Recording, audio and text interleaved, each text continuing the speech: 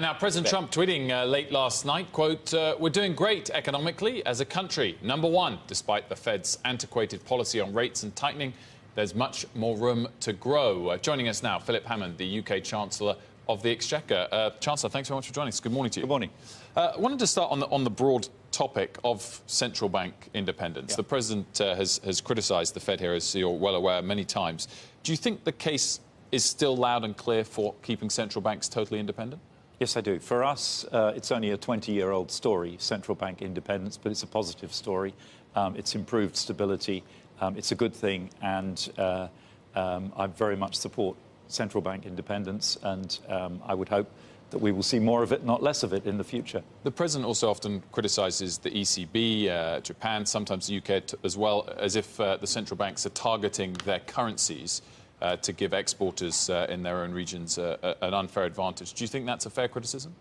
Well, it's certainly not the case in relation to the Bank of England. The target is very clear. It's an inflation target. It's a symmetrical target. And the Bank of England has done a pretty good job at maintaining a focus on that target. I want to talk about big tech, Chancellor. Last week, France introduced a tax on big tech, which was 3% of French turnover for companies with revenue over 750 million euros. Is the UK, and should the UK be considering something similar? Well, we've already announced a tax which is broadly similar in structure.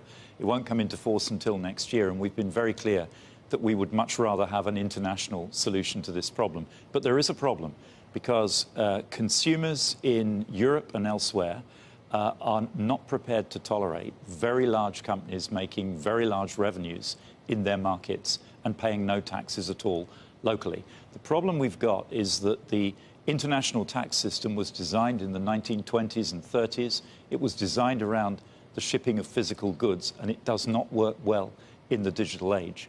By far the best solution is that we come to a new international agreement, and then we won't need these national taxes. But both the French and ourselves and the Spanish and one or two others have announced national taxes on a contingent basis in case we don't reach international agreement. I should just say that we're meeting in 2 days' time in Chantilly in France. I'll be meeting with Secretary Mnuchin to have another go at trying to thrash this out and find an international solution. Is it fair to say the likes of Facebook, Amazon, Google, Apple are top of the list in terms of those that are gaining too much from the lack of this tax? Of course, these are the big players whose business model is based on the acquisition of data and interaction with consumers. And there's a perfectly understandable argument that if your business model is about interacting with consumers, collecting data from consumers, then you're generating value where those consumers are. But those companies do not, in fact, pay any tax where their consumers are. What's your take on Libra?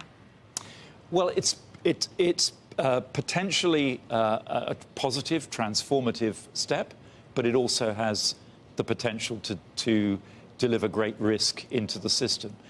Certainly from our... Well, because if it's not properly regulated, it could become another channel for money launderers, terrorist financiers, organised criminals. Do you think of it differently than Bitcoin? Sorry? Do you think of it differently than Bitcoin? Yeah, because it is different because it's owned in a different way from Bitcoin.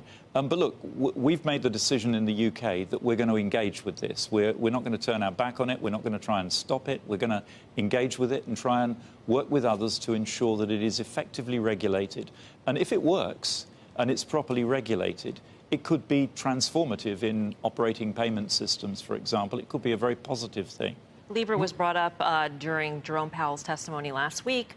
There's a lot of interest, and President Trump said via tweet that perhaps Facebook would need a banking charter.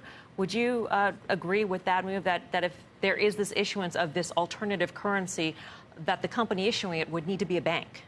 Well, that is an issue for the regulators. We have an independent regulatory system, as you do, and that's essentially an issue for the regulators to determine, not for politicians to determine.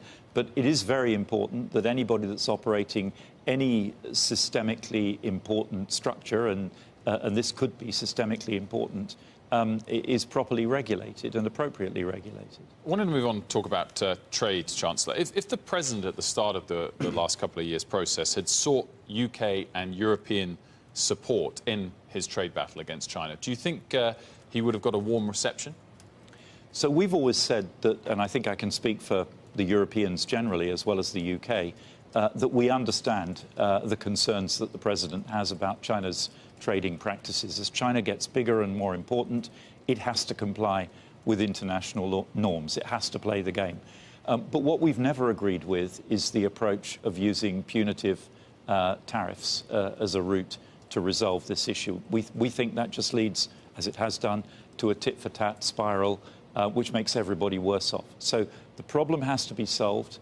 The Chinese have to accept that there are some things they need to do differently, and we very much hope that there will be an amicable solution. I think if the two presidents can get together, they can fix this. Do you hope that? Do you expect it, though? I hope it and I expect it. I know from talking to both sides that both sides really do want a deal. There's a genuine desire on both sides to get this fixed. It's very important for the rest of us as well, because China and the US are the two largest trading blocs. But for the rest of the world, a great deal hinges on this, and the fallout, the damage, will be huge if it's not fixed. One of the few countries in the world where the President has open and positive rhetoric on the topic of trade is the UK. It says he wants to do a US-UK trade deal after Brexit. How optimistic are you that that can be delivered within a period of a year after Brexit? I don't think delivery in that kind of timescale is realistic. I think trade deals are intrinsically complex.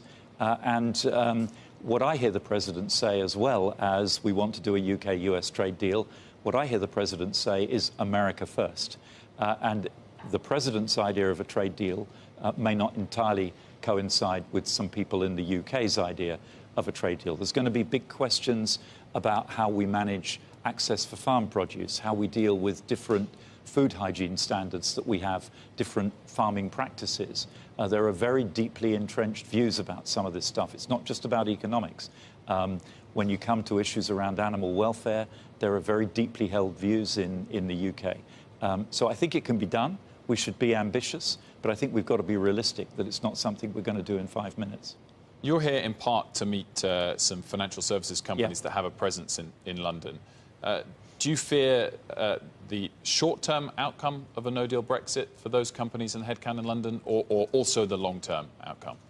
So I think the short-term outcome is less of a concern right now, because all of these big players, the Goldmans, the JPMs, they've done what they need to do to make sure that their businesses can carry on operating in any Brexit outcome in the short term. So I think the short-term thing has largely been mitigated. But over the medium and longer term, of course, there's a concern that if we don't have a deal that allows us continued access to European markets, some of this business may move. Some of it may come back here to New York. Some of it may relocate into the European Union. Chancellor, in 2 weeks, there'll be a new UK Prime Minister. Do you still expect to be... 9 days. 9 days, I know. Do you still expect to be Chancellor? No, I will not continue in this role under the new government, but I will continue to take a very close interest in Brexit and the way it's managed, and in the UK's international trade and commercial affairs generally.